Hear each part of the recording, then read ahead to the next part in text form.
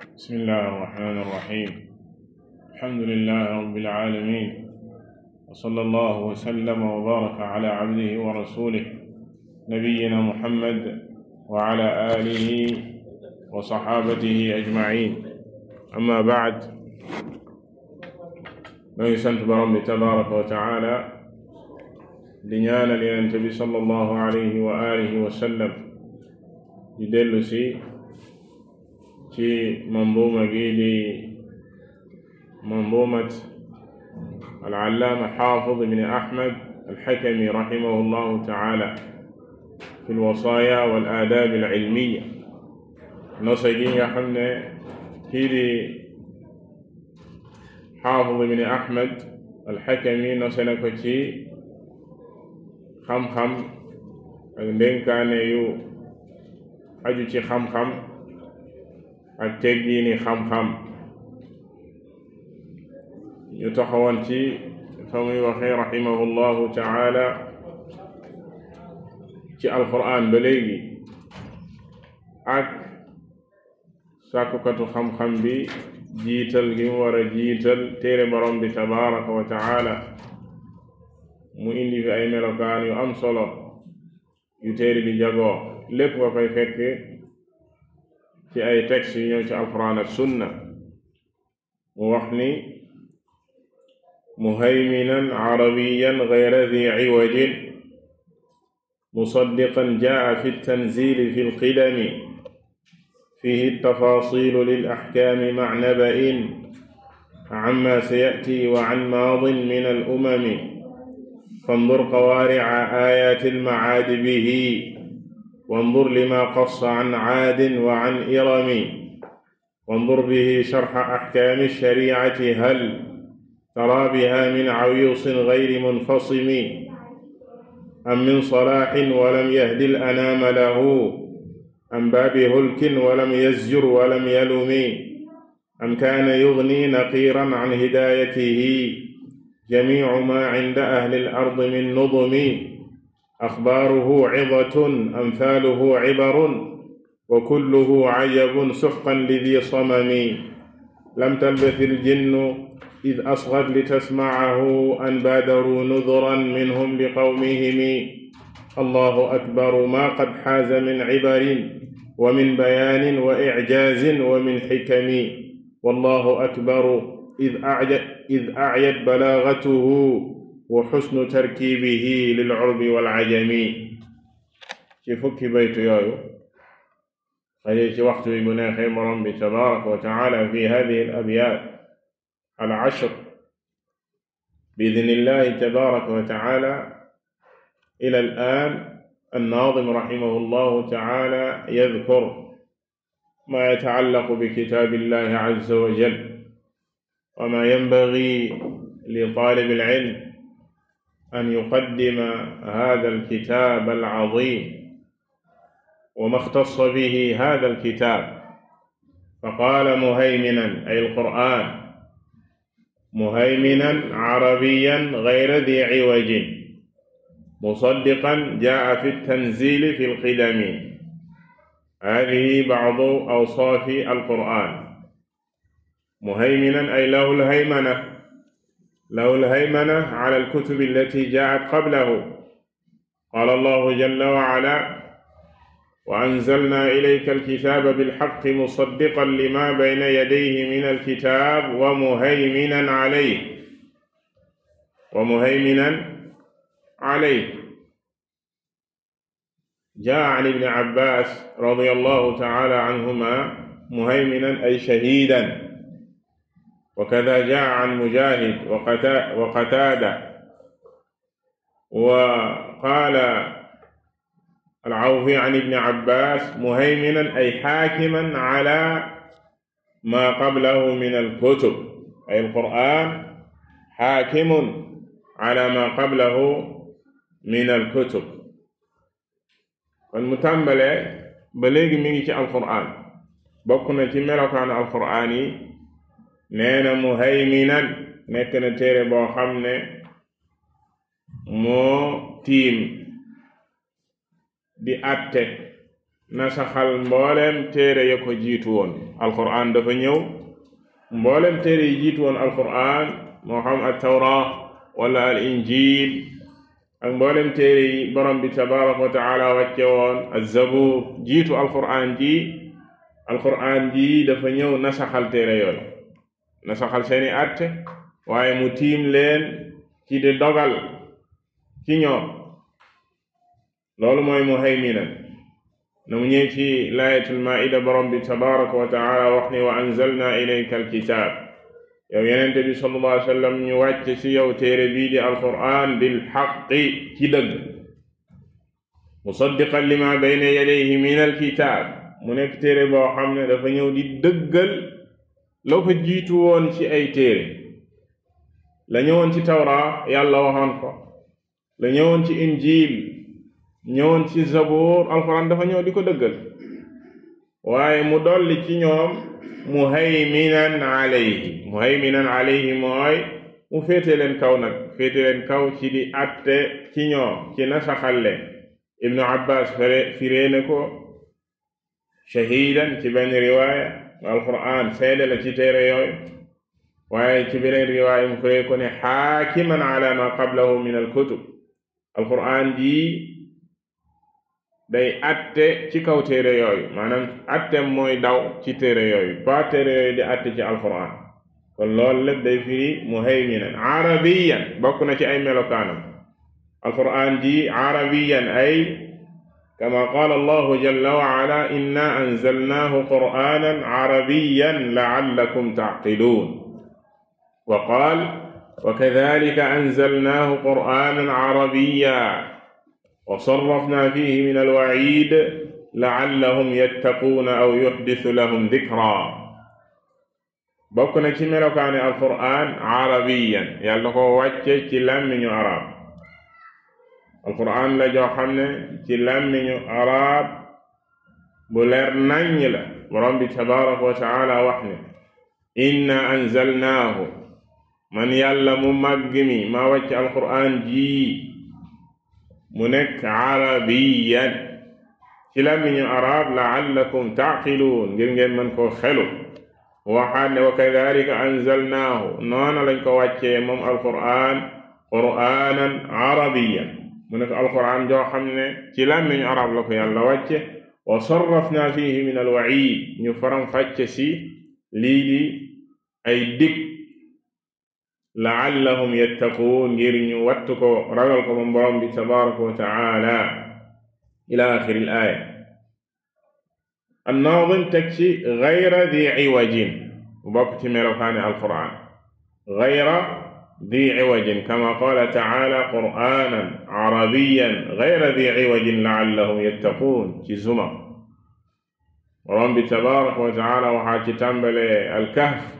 alhamdulillahi alladi anzala ala abdihi alkitaaba walam yaj'al lahu iwaja alquran dafa nekk loo xam ne lu jub xocc la amul benn dëng-dëng gayra di iwajin amul lu si dëng qur'aanan arabiyan gayra di iwajin la'allahum yattaquun ay la wijaaja fii musaddiqan جاء في التنزيل مصدقا كما مر في الآيات السابقة هذا القرآن مصدق لما قبله من الكتب وآمنوا بما أنزلت مصدقا لما معكم نزل عليك الكتاب بالحق مصدقا لما بين يديه وأنزل التوراة والإنجيل moo ñëwoon ci laay yi njàngoon sànq ne alquran dafa ñëw di dëggal la ko jiitu ci ay téere kon loola la baytu boobu di firi mu teg ci ne fihi tafaasilu lil ahkaami ma'a naba'in amma sayati wa an maadin min al umami min awsaaf al qur'an anna fihi tafaasila ahkaami shari'a wa bayaan al halaal wal haraam wa bayaan al amri wan nahyi wal waajiba والحرام والمستحب والمكروه كل ذلك مبين مفصل في كتاب الله جل وعلا قال الله تعالى ما كان حديثا يفترى ولكن تصديق الذي بين يديه وتفصيل كل شيء وهدى ورحمة لقوم يؤمنون. إذن هذا القرآن تفصيل لكل شيء. وقال لنبيه الكريم صلوات الله وسلامه عليه وكذلك أوحينا إليك روحا من أمرنا ما كنت تدري ما الكتاب ولا الإيمان ولكن جعلناه نورا نهدي به من نشاء من عبادنا. فقوله ما كنت تدري ما الكتاب ولا الإيمان يعني تفاصيل الشرائع والأحكام حتى جاء تبيانها بهذا الوحي الكريم. إذن هذا من أوصاف القرآن. هنا القرآن جي فيه التفاصيل للأحكام ci ngay fekk ak faram-fàcce ñeel àtte yi. Borom bi tabaraka wa taala da see faram-fàcce àtte yi leeral ko mu leer nañ lu dagan ak lu xaraam, ndigal yeeg tere yi, mboolem àtte diine yi. moo tax mu ne alquraan ji du loo xam ne lu ñu fent la ma kaana xadiisan yuftara, waaye li am ba am walakin tasdiq alladi bayna yaday dafa ñëw di dëggal la ko jiitu woon, waaye wa tafsila kulli shay lépp la faram-fàcce alquraan ji leeral xanaa kay xam ko ak ñàkk koo xam. wa hudan ak njubla, wa rahmatan alquraan ji ak yërmande la li qawmi yuminuun ñeel way gëm yi. mu bokk ci ay awsaafam ba léegi ma naba'in ay xabar aw fiihi xabar amma sayati wa an maadin min al umami fiihi al axbaar al maadiya wal axbaar al laaxiqa ay anna al qur'aan idaafatan ila ma fiihi min bayaan al axkaam wa sharaa'ع فإن فيه أنباء الأولين والآخرين وفيه قصص الأولين الماضين وأيضا قصص من سيأتي من الأمم وما سيحدث كما جاء عن علي رضي الله تعالى عنه من قوله كتاب الله فيه نبأ ما قبلكم وخبر ما بعدكم وحكم ما بينكم. هذا الأثر عن علي رضي الله تعالى عنه جمعها الناظم في هذا البيت. هذه الثلاثة المذكورة في أثر علي جمعه الناظم في هذا البيت في قوله فيه التفاصيل للأحكام. هذا معنى قوله وحكم ما بينكم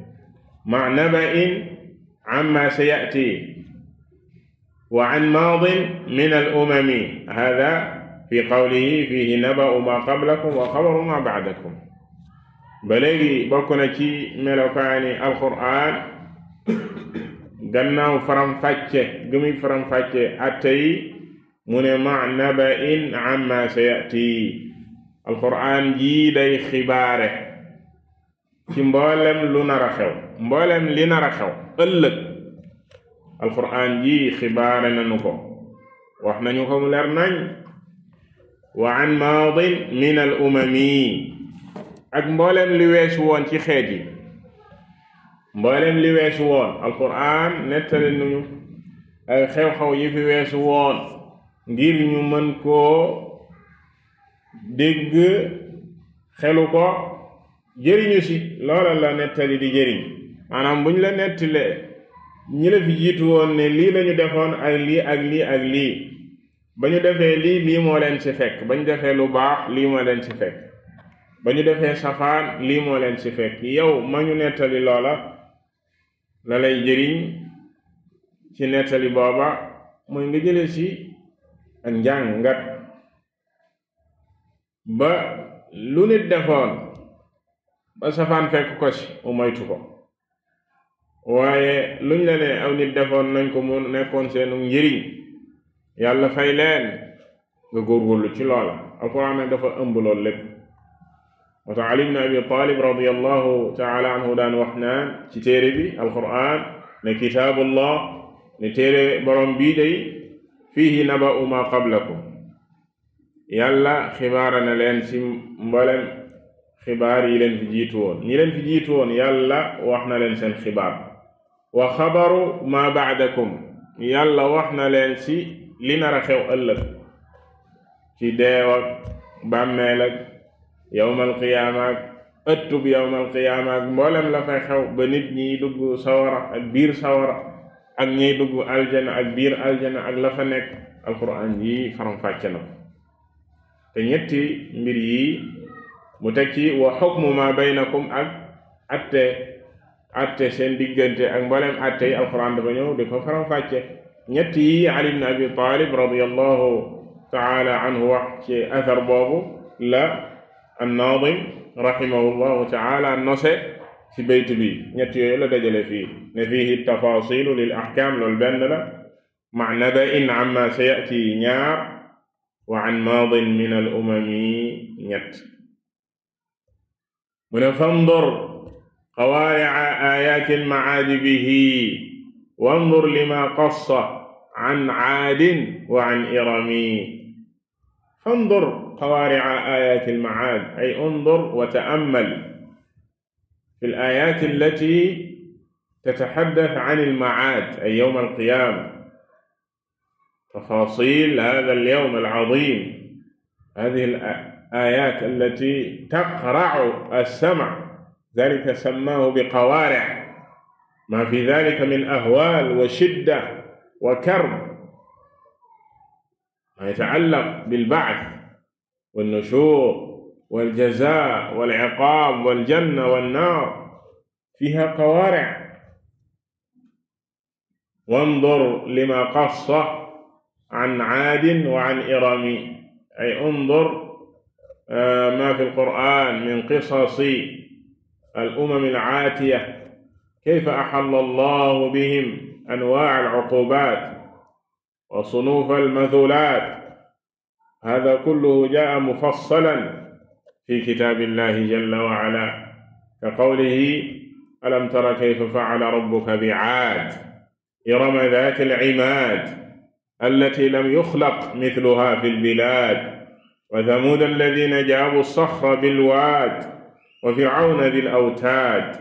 الذين طغوا في البلاد فأكثروا فيها الفساد فصب عليهم ربك سوط عذاب إن ربك لبالمرصاد حقيقة إنها قوارع لكن للآذان الصاغية لذا قال فانظر قوارع آيات المعاد به وانظر لما قص عن عاد وعن إرم من xoolal rek ay laayaam alquran ay laay yoo xam ne ni ñuy dalee ci ay nopp nekk lu diis ci ay nettali lay xew ëllëg yawmal qiyaama maanaam ay laaya yu raglu ci lay xew ci bis bu màgg booba mu yawmal qiyaama amale ko ci dekki ba ci ëttub yawmal qiyaama ak lépp lu fay xew mu ne xoolal laayaat yooyu ci téere bi kadhalika xoolal wandur lima qassa xoolal li yàlla nettali an aadin ci waa aad wa an iram aad hiya iram aad mooy iram aadun hiya iram qabila maarufa kaanat bil yaman giir la aad giir la gu ñu xam gu nekkoon Yemen yàlla nettali leen ci alquran kon ni mu ñëwee ci surat al-Fajr borom bi tabaraka wa taala bi mu ne alam tara kayfa fa'ala rabbuka bi aad bi mu ne bi aad irama daat al-imaad ñoom la aad mooy iram mu ne xoolal li yàlla nettali ci ñoom ak mboolem yàlla nettali ak fa mu jaar ak ñoom ci aw nit ñoo xam ne bu fekkee doomu aadama bi kàttan la ñu ko ëppoon kàttan fuuf ëpp ko doole comme waa Aad ñii ak qawmu Saalix ña daan Tamuud ña daan yett montagne yi di ci dëkk ñoo xam ne maanaam seen taxawaay ak seen kàttan amu tolloon ñu mel ni ñoom yàlla subhanahu wa ta'ala bindu leen seen gannaaw ñu amoon doole lool bu dee alal ñu la ëppoon alal fuuf borom bi tabaraka wa ta'ala indi woon na leen ci kaw suuf bu dee ak nguur ñu ëpp nguur ci kaw suuf jaar nañ fi ba jàll ñoom Firawna consort bu dee alal yi ñu wax léegi ñoom Qaaruun bi yàlla wax ne nga xam ne waxuma la alalam waaye caabi yañuy tëj alal ja rek muy mafatih caabi ya rek nee na ulul usba ñoo ko daan yenu ñoo ko daan téye mbooloo mu am kàttan mbooloo mu takku ñu am kàttan ñoo doon yore caabi rek kon fa alal jooja nekk moom nu mu war a toll ñoo ñëpp yàlla subhanahu wa ta'ala joxe ne ci ay niral ak fa mu jaar ak ñoom ña weddi woon yoroon nguur seen nguur jëriñu leen ña weddi woon amoon alal lool seen alal jëriñu leen ña weddi woon amoon kàttan lool seen kàttan jëriñu leen bal borom bi tabaraka wa ta'ala da leen a mbugal mu suufee mu leen di suufeel bi wane ne du ngeen dara ndax bu dee ñaamoon kàttan ba yëg seen kàttan naan man ashaddu minna quwwa yàlla ngelaw la leen yebal ngelaw ñenn ñi ngelaw ñi yuuxu ñu dee yow nga ne nga am kàttan ñu yuuxu la rek nga dee waaye yuuxu kan la xu malaaka bu dee Firawna nguur ci géej la ko ndox la ko labal ndox ma mu daan wax naan wa hadihi al anhaaru tajri min taxti di puukaréew Muusa naan yéen Muusa ngeen di topp Muusa ngeen gëm dama di seen boroom man maay seen boroom xanaa gisoo leen ma wa hadihi al anhaaru tajri min taxti dex yaa ngi nii di daw sama suuf pale bi mu ne dex jooja di al yam ci la ko yàlla subhanahu wa ta'ala dugal ne bu dee yaay boroom léegi jëflante leeg dex ci ndox mi la yàlla daal di koy labal mu daal di dee idan lim ci jublu mooy hadihi kullaha yani mawaa'id Allah azza wa jalla ataa biha fi hada alkitab alazim liyatta'idha biha almar wanzur bihi sharh ahkam alshari'ati hal tara biha min awisin غير منفصم فرجع إلى ما في هذا الكتاب من تفاصيل الأحكام انظر في القرآن شرح الأحكام أحكام الشريعة هل تجدها مبينة مفصلة على التمام والكمال هل ترى فيها من عويص العويص هو الأمر العسير الصعب كلام عويص أي صعب هل تجد في بيان الله عز وجل وبيان رسوله صلى الله عليه وسلم ما هو عويص أي عسر صعب لا يفهم لا تجده في أحكام الشريعة وكلها واضح بين سهل غير منفصم أي غير منقطع الانفصام هو الانقطاع تأمل أحكام الشريعة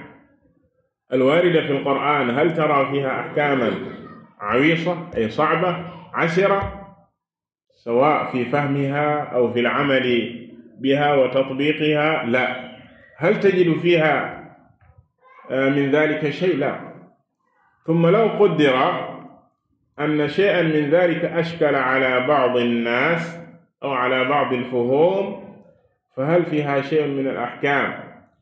يشكل بحيث لا ينفصم الأمر؟ لا يستبين مطلقا، لا، سيكون هناك من العلماء من يبين لك هذا الفهم الذي صعب عليك، وهذا الأمر الذي يعني عصر عليك سوف ينفصل وينقطع بالحجة والبرهان الواضح البين. lim jublu kon ci baytu boobu mooy nga delluwaat rek xoolaat téere bi bam la waxee ne yàlla daf see faram-fàccee wandur bi sharxa ahkaami sharia, ni alquran di saraawee di leerale attey sharia yi ci alquran attey. mu ne hal tara fiha min awis, ndax dinga ci gis loo xam ne lu jafe la, mooy awis lu jafe doo ko ci gis, moo xam jafe ci dégg-dégg la ak ci compréhension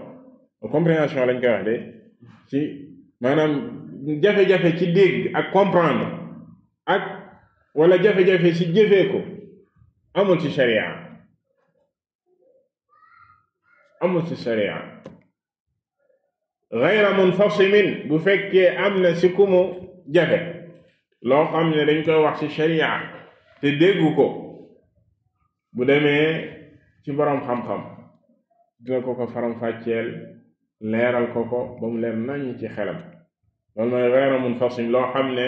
du dogu du yegg ci ak dog ci ak leer, di nga gis ku la ko dogal nga mujj mu leer nañ ci yow. mu ne am min saraaxin walam yahdi al anaama lahu am baabi hulkin walam yasjur walam yalumi. هذا عطف لما سبق. هل تجد كل هذا في القرآن؟ لا، لن تجد هذا في القرآن. أي قال أم من صلاح ولم يهدي الأنام له، أي هل تجد هناك شيئا يعتبر صلاحا وهدى ولا تجد أن القرآن بينه للناس؟ ليس هناك خير وصلاح وهدى إلا وتجد القرآن والنبي صلى الله عليه وسلم بينه للناس. أم باب هلك ولم يزجر ولم يلم، هل تجد في القرآن يعني هل تجد شيئا يهلك فيه الناس ويضل الناس؟ هل تجد شرا لم يحذر عنه القرآن ولم يحذر عنه النبي صلى الله عليه وسلم؟ لن تجد. فقد دل الأمة عليه الصلاة والسلام كل ما فيه صلاحها ودلهم على كل خير وكل ما يقربهم إلى الله جل وعلا، كما حذر الأمة عن كل شر وعن كل ما يبعدهم عن الله تبارك وتعالى. mu ne ndax di nga fekk ci alquran loo xam ne rek ak mbaax la, loo xam ne rek ak mbaax la, maanaam ndax di nga gis loo xam ne rek ak mbaax la akuk njub, te doo fekk ne alquran jàngale na ko lépp luy baax, lépp luy ak njub jàngale na ko, jubal ne ci al anam muy al xalq al jinn wal ins. am baabi hulkin walam yasjur walam yalumi, wala loo xam ne buntub alkande la, ku fa jaar alko aw ay la, te doo fekk alquran ak sunna watloo nit ñi loola amut. maanaam ci gàttal lépp luy ak mbaax, lépp luy ak njub,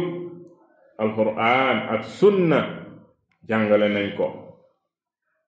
lépp loo xam ne ak safaan la ak alkande la, luy sori nit ñi seen boroom la, alquran ak sunna jàngale nañ ko, comme ni mu ñëwee ci waxi cheikh al islam ibn Taymiyya rahimahullah ak waxi al allaama ibn al-Qayyim rahimahullahu taala ina dinañ ci ñëw. bu dee Cheikh al-Islam ibn Taymiyya rahimahullahu taala takallama an hada al-mawdu' kama fi majmu'i ibn al-Qasim qala rahimahullah wa qad amara Allahu ar-rasula sallallahu alayhi wa sallam bi kulli ma'rufin wa nahaa an kulli munkar wa ahalla kulla tayyibin wa harrama kulla xabiis. mu ne borom bi tabaaraka wa taala digal na ab yenenteem sallallahu alayhi wa sallam lépp luy lu baax, tere ko lépp loo xam ne rek lu bon la, mu daganal lépp lu teey, araamal lépp lu bon. wa thabata anhu sallallahu alayhi wa sallam fi as-sahih annahu qaala maa ba'atha Allahu nabiyyan illaa kaana haqqan alayhi an yadulla ummatahu ala xayri maa ya'lamuhu lahum wa yanhaahum an sharri maa ya'lamuhu. loolu tax mu ñëw ci as-saxiix mi xadis bu wér, yenente bi sallallahu alayhi wa sallam ne yàlla mësta yónni ab yenente loolu dafa war ci moom, yenente boobu dafa war ci moom mu wan aw xeetam la gën ci lam leen xamal ci ak mbaax. waxul da leen wan ak mbaax de, waaye la gën ci ak mbaax la leen di wan. xayr ay axyar xayri maa ya'lamu lahum, mbaax la gën ci ak mbaax lay jàngal aw xeetam. bu leen di tere it dana leen tere lépp luy aw ay ak mbon. loolu wareef la ci bépp yenent bu yàlla ma sa yónni. ila axiri kalaamihi rahimahullah. ثم قال الناظم سنأتي على كلام ابن القيم إن شاء الله تعالى أم كان يغني نقيرا عن هدايته جميع ما عند أهل الأرض من نظم. هذا أيضا استفهام إنكاري. أم كان يغني أي هل يغنيهم يغنيهم ولو شيئا يسيرا مثل النقير عن هدايته، يعني يغنيهم عن هداية القرآن. هل الناس يستغنون عن هداية القرآن؟ جميع ما عند أهل الأرض من نظم، يعني أهل الأرض لو جمعوا ما عندهم من النظم، جمع نظام، هذه الأنظمة التي يضعونها يسمى القوانين الوضعية مثلا أو الأنظمة الوضعية. لو أن أهل الأرض وخبراء الأرض وعلماء الأرض اجتمعوا ووضعوا للناس أنظمة الحياة وقوانين لا يغنيهم نقيرا عن هدايات القرآن وعن نظام القرآن. هذا معنى هذا البيت. أم كان يغني نقيرا ولو نقيرا عن هداية القرآن جميع ما عند أهل الأرض من نظم. mu ne waa suuf bu ñu dajaloo woon dajale ñi ëpp xam-xam ci ñoom, dajale seen expert yi ci wàllu tër ay yoon ak i loi ak i droit ak lépp luy yéwénal dund nit ñi, ñu tëralal nit ñi fu ñu war a jaar ci ak dund, ndax loola mën na leen a doy ci ak njub bàyyi alxuraan ci lu toll ni naqiir? mënta nekk. maanaam waa suuf, maanaam doomu aadama yi bu fekkee namm nañ ak njub, bëgg nañ ak texe àddina ak àllaaxira, dara waru leen lu dul tënku ci sharia, tënku ci njubug alxuraan, tënku ci li leen alxuraan tënkal seen dund. saa suñ ko bàyyee, buñ dajale woon mboolem li nekk ci kaw suuf ci ay loi ak i droit nuñ ko mënti tuddee, loola du leen jëriñ dara, ba lu leen dolli ludul ak toroxtaange, du leen dolli ludul dund gu xat, alquran doy na sëkk. loolu la bëgg a wax ci bayt bi am kaana yughni naqiiran ndax dina leen doy lu toll ni naqiir. naqiir mooy feuille bu woyof boobu di nekk ci tàndar an hidayati ci njubug alquran jamiu ma inda ahli al ard mboolem li nekk ci waa suuf min nudumin ci ay tëralin doyul mënta nekk. kalaam ibn al-Qayyim rahimahullahu ta'ala fi a'laam al-muwaqqi'in lahu kalaamun fi gaayatin min an-nafaasa wa tawiil sa'uhaawil uujizu min kalaamihi min qawlihi rahimahullah wa qad tuwuffiya rasuulullahi sallallahu alayhi wa sallam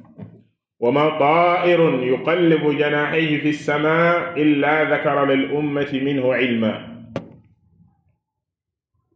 hada jaa min kalaami saxaaba. mu ne Yonent bi sallallahu alayhi wa sallam bi muy génn àddina amul luy xam-xam lu dul jàngal na ko xeet wi. picc sax bu daan naaw dina leen ci jàngal xam-xam. wa allamahum kulla shay. intabihu kalaam ibn al-Qayyim yaqul allama al-umma kulla shay hatta aadaab at-taxalli وآداب الجماع والنوم والقيام والقعود والأكل والشرب والركوب والنزول والسفر والإقامة والصمت والكلام والعزلة والخلطة والغناء والفقر والصحة والمرض وجميع أحكام الحياة والموت. من ينتبه صلى الله عليه وسلم lépp la jàngal xeet ba sax nit ki na muy demee gannaaw kër, na muy sëyeeg soxnaam, teggini nelaw ak jóg ak toog ak lekk ak naan ak war ak wàcc, tukki ak boo tukkiwul, noppi ak wax, teggini noppi, teggini wax, teggini beru, teggini jaxasoo, nga nekk ku am nga nekk ku ñàkk, nga wér nga feebar, mboolem attey dundu ak dee. wa wasafa lahum al-arsha wal kursiya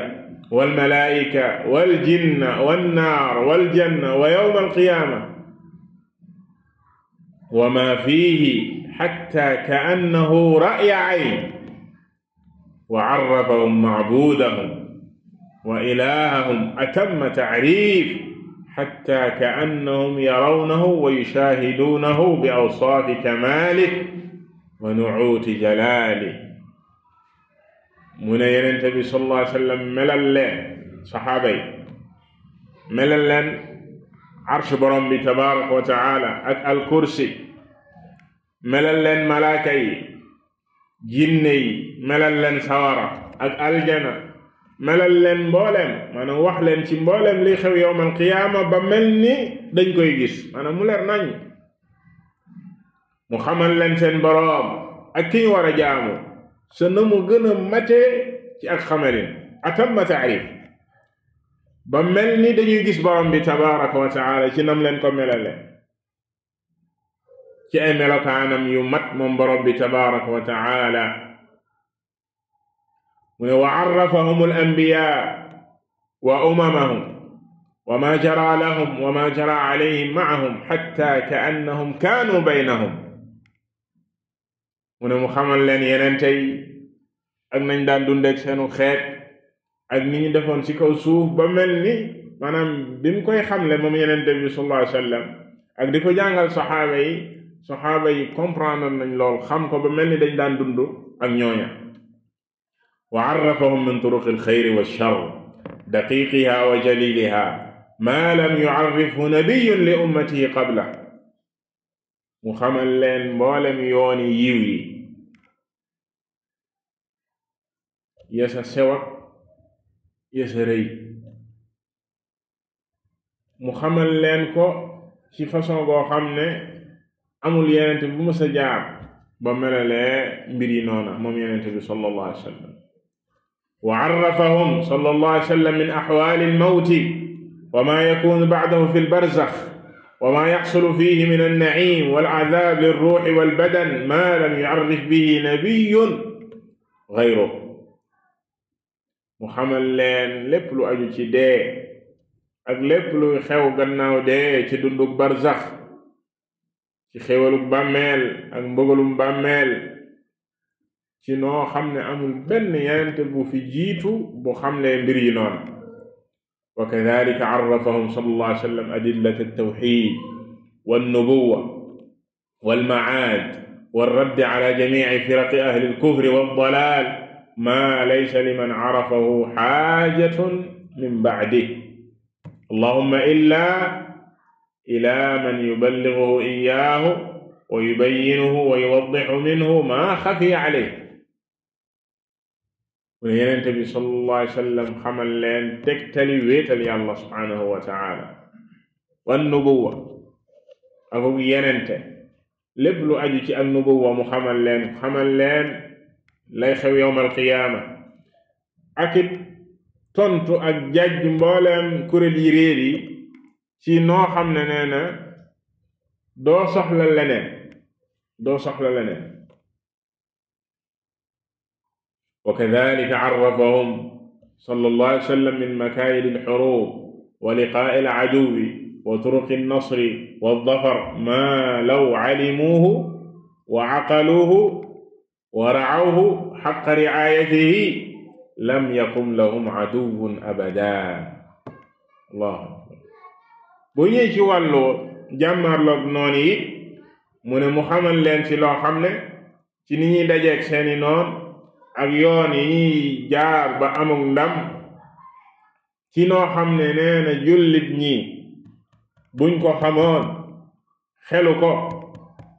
benn noon du mas taxaw seen kanam wa kadhalika arrafahum sallallahu alayhi wa sallam min makaayidi iblis wa turuqihi allati ya'tihim minha wa ma yataharrazuuna bihi min kaydihi wa makrihi wa ma yadfa'uuna bihi sharrahu ma la mazila alayhi mu ne kadhalika yenente bi sallallahu alayhi wa sallam xamal leen seen noon bii di iblis ak yoon yi muy jaar ak ñoom ak nu ñuy def ba mucc ci moom ay pexeem ci noo xam ne nee na amul loo siy dolli pour mën a mucc ci seytaane wa kadhalika arrafahum sallallahu alayhi wa sallam min ahwali nufusihim wa awsaafiha wa dasaa'isiha wa kamaa'iniha ma la haajata lahum ma'ahu ila siwa xamal leen seen bakkan bii nekk seen diggante ak maanaam ni ñuy muccee ci seen bakkan bi ak maanaam galgal yi bakkan di galgal boroomam ba mu xamal leen ci loo xam ne amul leneen lu ci soxla gannaaw moom yenente bi sallallahu alayhi wa sallam wa kadhalika arrafahum min umuri ma'ayishihim ma law alimuhu wa amiluhu lastaqaamat lahum dunyaahum a'zama istiqaama mu xamal leen ci seen dund gi loo xam ne buñ ci tënku woon seen dund gi dina yéwén jub xocc noo xam ne amul dund gu dàq boobu wa bil jumla wax ju gudd la mu jeexalee wa bil jumla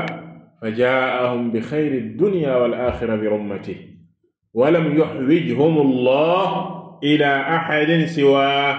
fa kayfa yadunnu anna ash-shari'ata al-kaamila allati ma taraqa al-aalama shari'atun akmal minha naaqisatun ay man yadunnu anna ash-shari'a naaqisatun taxtaaju ila siyaasatin xaarija عنها تكملها أو إلى قياس أو حقيقة كل هذا ادعاه الناس سياسة خارجية ادعاها سياسيون حقيقة ادعاها الصوفية قياس يعني نعم قياس ادعاها أصحاب العقول حقيقة ادعاها الصوفية أنتم عندكم شريعة نحن عندنا حقيقة أو معقول خارج عنها ومن ظن ذلك فهو كمن ظن أن بالناس حاجة إلى رسول آخر والعياذ بالله بعده صلى الله عليه وسلم وسبب هذا كله خفاء ما جاء به على من ظن ذلك هذا هو السبب وقلة نصيبه من الفهم الذي وفق الله له أصحاب نبيه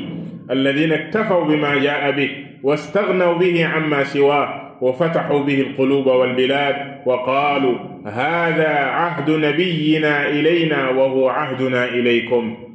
قد كان عمر رضي الله عنه يمنع من الحديث عن رسول الله صلى الله عليه وسلم خشية أن يشتغل الناس به عن القرآن، فكيف لو رأى اشتغال الناس بآرائهم وزبد أفكارهم وزبالة أذهانهم عن القرآن والحديث، فالله المستعان. انتهى كلامه رحمه الله من كتابه أعلام الموقعين. فهذا كلام نفيس في غاية من النفاسة، لذلك حاولنا إيجازه. boo toppee waxam ji moom al-Allaama Ibnul Qayyim dafa am solo ba nga xam ne moo tax ñu jëm koo tënk dafa xaw gudd,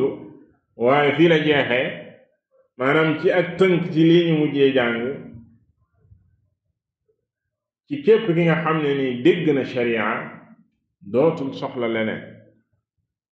mu ne naka la nit ki di yaakaaree ne sharia jooji dafa wàññeeku bay soxla beneen façon yi politique bu ñëwul ci sharia wala qiyaas ñi utiliser seen xel yi,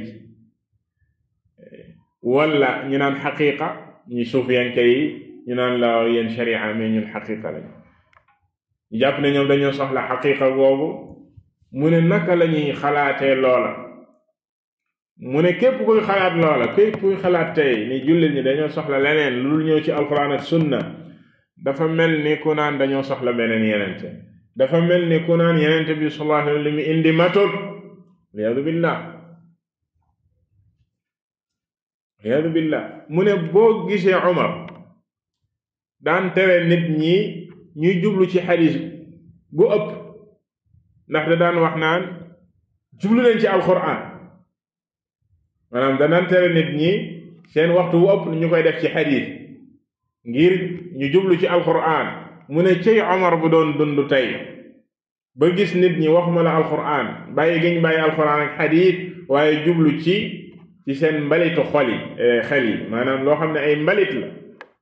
mbaliti xel, mbaliti xalaat. kon lan lay wax? ndax xadiis moo taxoon, maanaam alquran la doon wax ne nit ñi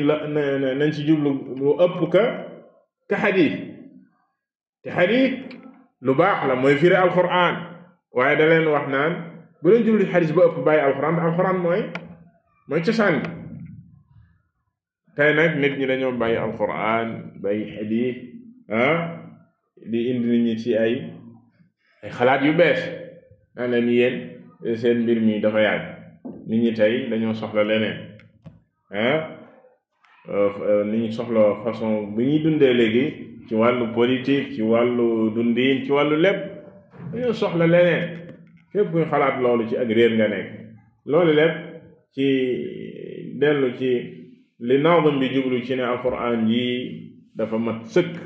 alquran ak sunna dafa faram-fàcce mboolem li jul ñu soxla seen dund. waaye imaam Ibnul Qayyim rahimahullahu taala junj na ko ci biir waxam, dañ koo tënk ci ki nga xam ne xam na ko. boo gisee nit ki yaakaar di xalaat yeneeni xalaat ak di indi yeneeni solution, maanaam xam-xamam moo wàññeeku ci sharia, xam-xamam moo wàññeeku ci téere borom bi tabaraka wa taala ak sunna. waaye bu xamoon dëgg li alquran ji ëmb, xam dëgg li sunna faram fàcce indi ko, kooko du am temps sax di xalaat leneen, dina jublu ci alquran ak sunna ba régler ci mboolem problème yi nit ñi. wallahu ta'ala a'lam. sallallahu wa sallam ala nabiyyina muhammad wa ala alihi wa sahbihi ajma'in.